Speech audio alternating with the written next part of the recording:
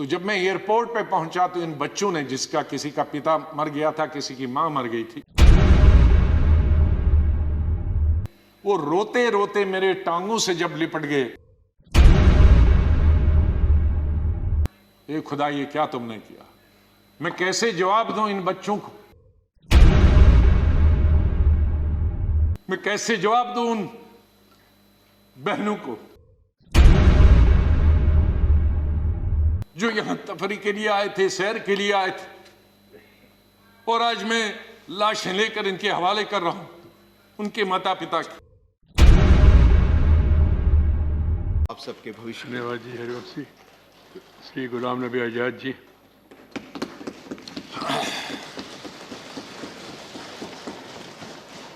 माननीय chairman sir, आपने, माननीय प्रधानमंत्री जी ने, माननीय डिप्टी चेयरमैन साहब ने, और मेरे जितने भी यहाँ साथी हैं, उस तरफ के या इस तरफ के, सत्ताधारी पार्टी के या विपक्ष के, और विशेष रूप से आपने और माननीय प्रधानमंत्री जी ने जिस तरह से भावुक होकर मेरे बारे में कुछ शब्द बताए, मैं बड़ी सोच में पड़ गया कि क्या कहूं। मैं इन 41 वर्षों में जो मेरा लेजिस्लेटिव कैरियर रहा, 28 साल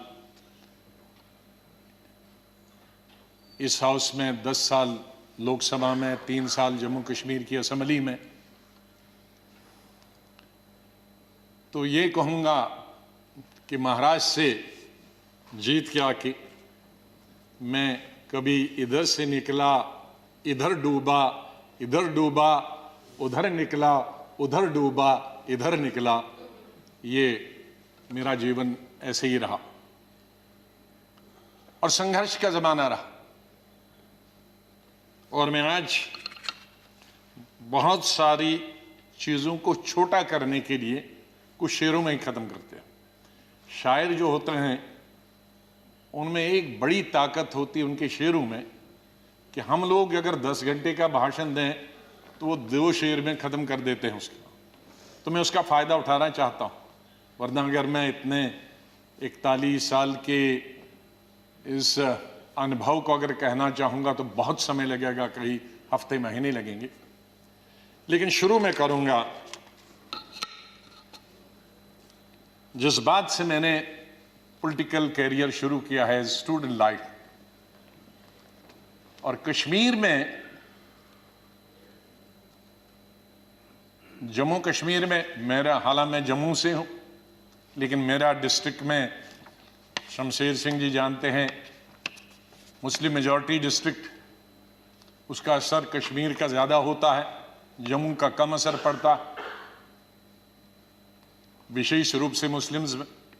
और उसके बाद कॉलेज और यूनिवर्सिटी तो मैं कश्मीर में ही पढ़ा। और गांधी को पढ़ता था मैं, नेहरू को पढ़ता था, मौलाना आजाद को पढ़ता था, इन 3 की। तो जो मैंने सीखा है देशभक्ति का स्कूल से लेकर, और वो देशभक्ति आज उन नौजवानों की नजर में जो सियाचिन में है, जो जम्मू कश्मीर में कई दशकों से हैं, ठंड में है, बर्फ में है, उनके नाम से शुरू करता हूं मैं।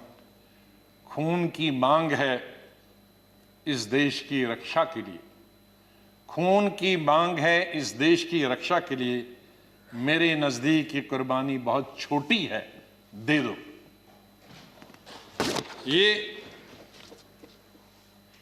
ये मेरे मन में बचपन से और स्कूल से ये बात रही। और जब मैं कश्मीर के सबसे बड़े college, SP college, Shri Pratap college में पढ़ता था, मुझे याद है वहां 14 अगस्त भी मनाया जाता था और 15 अगस्त भी मनाया जाता था हमारे कॉलेज में। और 14 अगस्त तो आप जानते हैं किसके लिए मनाया जाता, और मेजॉरिटी उनकी थी, जो 14 अगस्त को मुक्त हुए, और बहुत कम माइनॉरिटी थी दर्जन के अंदर, जिसमें मैं भी था और मेरे दोस्त थे जो 15 अगस्त में स्टाफ के और प्रिंसिपल के साथ रहते थे। और उसके बाद हम एक हफ्ता कॉलेज नहीं जाते थे क्योंकि पिटाई होती। तो उस वक्त से निकलकर हम इस सोच के आए हैं जिस सोच में आज हम सब हैं। और मुझे खुशी है इस बात की कि इस सोच को बहुत सारे लोगों ने, और मैं बधाई देता हूं दूसरी पार्टीज को भी, वहां नेशनल कॉन्फ्रेंस हो, पीडीपी हो, बीजेपी तो शुरू से ही कौमी धारा की पॉलिटिक्स में थी, वो भी आहिस्ता आहिस्ता बड़े पैमाने पे आए और कश्मीर आगे बढ़ा। मेरी हमेशा ये सोच रही कि हम बड़े खुशकिस्मत हैं, जन्नत हिंदुस्तान ही है। मैं तो आजादी के बाद पैदा हुआ, लेकिन आज गूगल के जरिए मैं पढ़ता हूं, देखता हूं, सुनता हूं, यूट्यूब के जरिए पढ़ता हूं। मैं उन खुशकिस्मत लोगों में हूं जो पाकिस्तान कभी नहीं गया। लेकिन जब मैं पढ़ता हूं कि वहां किस तरह के हालात हैं पाकिस्तान के अंदर, तो मुझे गौरव महसूस होता है, मुझे फख्र महसूस होता है कि हम हिंदुस्तानी मुसलमान हैं। और बल्कि अगर मैं आज कहूंगा विश्व में किसी मुसलमान को अगर गौरव होना चाहिए, वो हिंदुस्तान के मुसलमान को गौरव होना चाहिए। हमने इन पिछले 30-35 सालों से अफगानिस्तान से लेकर इराक से लेकर और कुछ सालों पहले से देखे कि किस तरह से मुस्लिम देश खत्म हो जा रहे हैं एक दूसरे के अंदर और एक दूसरे से लड़ाई करते हुए। वहां हिंदू तो नहीं है, वहां कोई क्रिश्चियन तो नहीं है, वहां दूसरा तो नहीं है जो लड़ाई कर रहा है, आपस में लड़ाई कर रहे हैं। और जो कल्चर है, हमदर्द तो लोग पाकिस्तान के बहुत है, सुनने में आया है, मैं कभी गया नहीं। लेकिन जो समाज में बुराइयां हैं, दूसरे मुल्क के बारे में नहीं कहना चाहिए, लेकिन हम गौरव से ये कह सकते हैं कि हमारे मुसलमानों में वो बुराइयां खुदा न करे कि कभी भी लाए। तो आज हम गौरव से ये कह सकते हैं। लेकिन यहां मेजॉरिटी कम्युनिटी को भी 2 कदम आगे बढ़ने की जरूरत है, तभी मेजॉरिटी कम्युनिटी 10 कदम आगे बढ़ी। मेरी हमेशा ये सोच रहेगी, पता नहीं शमशेर सिंह जी ने मेरी कश्मीर की चीफ मिनिस्टर बनने के बाद पहली पब्लिक मीटिंग के बारे में कभी सुना है कि नहीं। मैं जब सीएम बना तो पहली पब्लिक मीटिंग सीएम के तौर पे, आपको आश्चर्य होगा कहां ली होगी, वो मैंने सोपुर में ली, जहां के सोपुर में कोई कई दशकों से पब्लिक मीटिंग कोई कर नहीं सकता, आज भी नहीं कर सकता। शहर में तो नहीं की, लेकिन उसी कॉन्स्टिट्यूंसी में की जहां गिलानी साहब हैं, जो गिलानी साहब वहां से 3 दफा एमएलए चुन के आए। और उस पब्लिक मीटिंग में मैंने क्या कहा था कि मेरी सरकार जम्मू कश्मीर के लोगों की सरकार होगी, और अगर मेरी सरकार का कोई मंत्री धर्म की बुनियाद पर, मजहब की बुनियाद पर और पार्टी की बुनियाद पर इंसाफ करेगा तो मुझे शर्म आएगी कि ऐसा मंत्री या ऐसा अफसर मेरे साथ काम कर रहा। तो मैं उसी सोच का हूं कि जहां भी जाएं मुझे प्यार मिला लोगों का, बहुत प्यार मिला। आनंद शर्मा जी ने जैसे बताया, शरद जी ने जैसे बताया कि उनको तो बहुत अरसे से जानता, मुझे सौभाग्य मिला और उसके लिए मैं बधाई देना चाहता हूं और धन्यवाद करता हूं। आज वो जिंदा नहीं, इंदिरा गांधी जी का, संजय गांधी जी का, जिनकी वजह से मैं यहां पहुंचा और फिर काम करने का अवसर मुझे तकरीबन 5 अध्यक्षों के साथ मिला और 4 या 5 प्राइम मिनिस्टरों के साथ मंत्रिमंडल में काम करने का मिला। लेकिन अवसर ये मिला कि मैं हिंदुस्तान के सभी 35-36 यूटीज़ और स्टेटों का इंचार्ज करने का अवसर मिला। तो आज मेरे दोस्त, भाई, बहनें, मैं ये कह सकता हूँ कि अंडमान से लेकर और लक्षद्वीप तक और कश्मीर से लेकर कन्याकुमारी तक, सिक्किम से लेकर गुजरात तक, ये बहुत एक चीज़ कमाई, बहुत कुछ सीखा मैंने इस पार्लियामेंट। मुझे अवसर मिला पार्टी के जनशक्ति या मंत्री के रूप में, वो इंदिरा जी के वक्त में मिला, राजीव जी के वक्त में मिला, सोनिया गांधी जी के वक्त में वो अवसर उन्होंने मुझे प्राप्त कराया, राहुल गांधी जी के वक्त में, और मुझे शायद बहुत सारे कम लोगों को ये अवसर प्राप्त हुआ होगा कि जो अपनी उम्र से दुगने के लोग थे और बड़े लीडर थे, उनके साथ पार्टी की तरफ से मीटिंग करने का मौका मिला और पार्टी के साथ कई नेगोशिएशन करने का मौका मिला। उनमें ज्योति बसु जी थी, करुणानिधि जी थे, जयललिता जी के साथ मैंने अलायंस किया, करुणाकरण जी थे, चंद्रशेखर जी थे, देवीलाल जी थे, मुलायम सिंह यादव जी थे, प्रकाश सिंह बादल जी से अलायंस तो नहीं किया, लेकिन कई चीज़ें, जब मैं मिनिस्टर ऑफ स्टेट होम था तब कई मीटिंगें हुई। मैं जब देखता था implementation of Punjab accord, Assam accord, ये देखता था। IK गुजराल साहब से, शुभू सोरेन जी से, शाहब तंगल जी से, मुपनार जी से, फारूक साहब से, मुफ्ती साहब से, ये सब लोगों के साथ कई दफ़ा, और यही वजह है कि यहाँ भी उसी तरह से मैंने चलाया। 3 प्राइम मिनिस्टरों के साथ मैं पार्लियामेंट्री अफेयर्स मिनिस्टर रहा।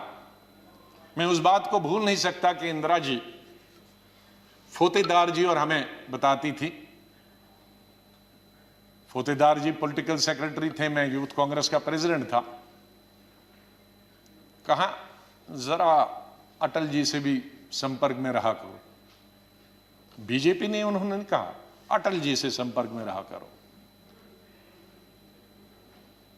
तो वो इस सोच की थी।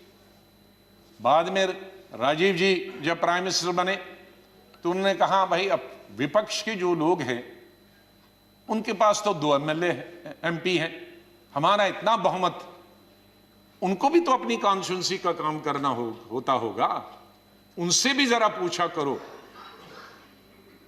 जब पार्लियामेंट्री अफेयर्स में मिनिस्टर बना मैं उनके वक्त में राजीव गांधी के, तो फिर एक दफा फिर याद दिलाया कि आप बहुत सारे काम अपनी पार्टी के कराते हो, विपक्ष के भी कुछ करते हो। मैंने कहा मैं बिल्कुल उनके भी पूछता हूं, जो जो बताते हैं, हर चीज आपको बताने की जरूरत नहीं, हम अपने लेवल पे करते हैं। और बाद में मैंने यही चीज माननीय अटल बिहारी वाजपेयी जी से सीखी। 5 साल 91 से 96 तक मैं पार्लियामेंट्री अफेयर्स मिनिस्टर रहा और भी पोर्टफोलियोज थे मेरे पास।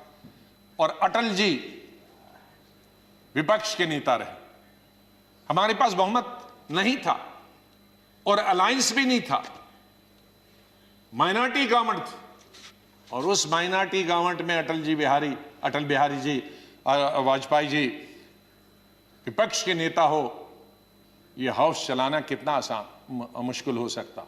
लेकिन मैं कहूंगा कि सबसे आसान हाउस चलाना उन 5 साल में मुझे अटल जी की लीडरशिप हो, और उनसे सीखा मैंने कि किस तरह से हल निकाला जा सकता, विपक्ष की भी बात रहे और सरकार की भी बात रहे।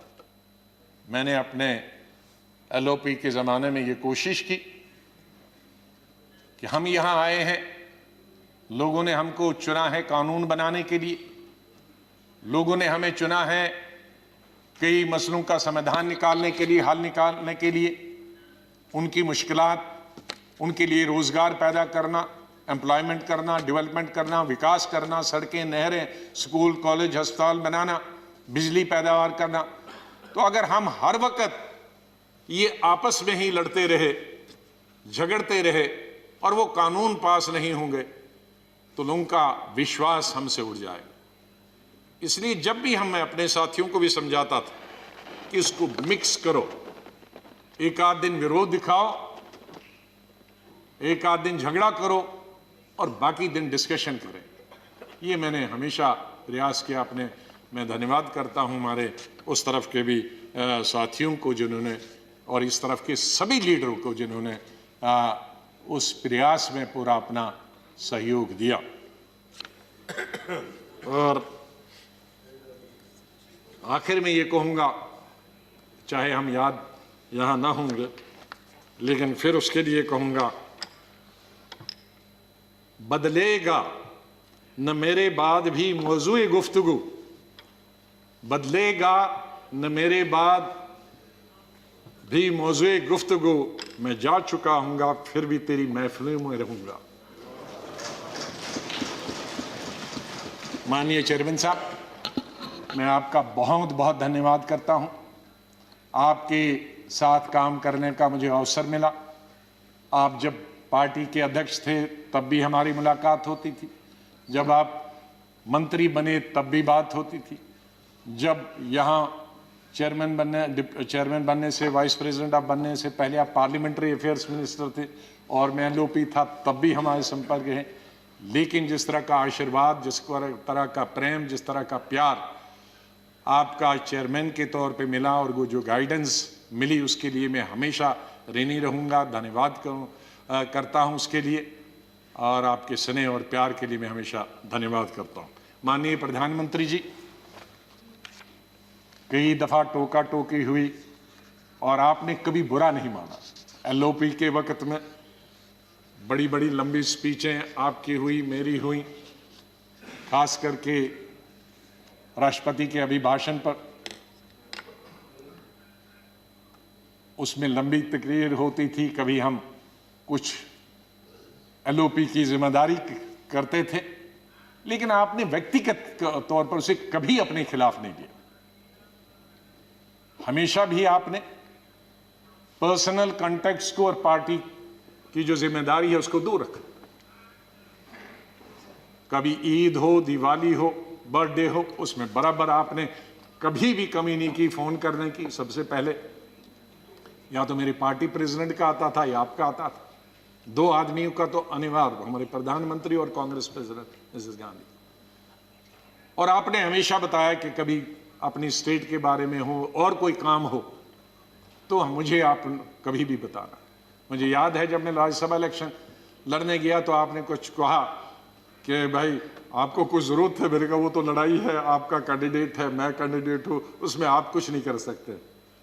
तो ये एक पर्सनल टच जो होता, आदमी भावुक हो जाता, आदमी सेंटिमेंटल हो जाता, आदमी इमोशनल होता। और मेरे संपर्क तो विपक्ष के साथ आज से नहीं, जब पहली दफा मैं एमओएस बना था तब से लेकर आज तक, क्योंकि हम मिलके ही देश को चला सकते हैं। लड़ाई करके, गालियां देकर नहीं, हम अपनी बात अपने भाषणों के जरिए कर सकते हैं। मैं आपका बहुत धन्यवाद करता हूं। मैं माननीय डिप्टी चेयरमैन साहब, मेरे यहाँ हम बेंचमेट रहे, वो हमेशा मुझे याद रहेगा। बहुत सिंपल आदमी है, स्ट्रेट फॉरवर्ड है। कभी कभी हम नाराज होते हैं स्ट्रेट फॉरवर्ड, लेकिन स्ट्रेट फॉरवर्ड हमेशा वो लोग नाराज होते हैं।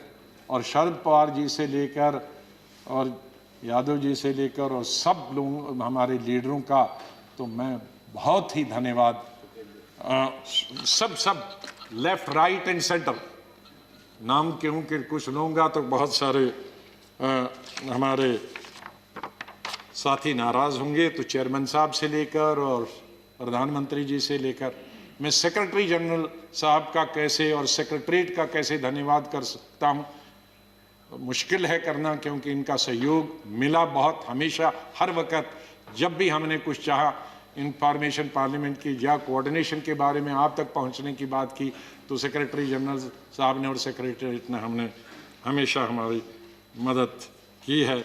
और आखिर इस शेर से मैं आपसे विदाई लेता हूं, और इंशाल्लाह हम मिलते रहेंगे, चाहे यहाँ नहीं मिलें लेकिन आगे एक दूसरे के पास आ जा सकते हैं। नहीं आएगी, मैं आप लोगों से बोल, नहीं आएगी याद तो बरसों नहीं आएगी, मगर जब याद आओगे तो बहुत याद आओगे। धन्यवाद गुलाम नबी जी।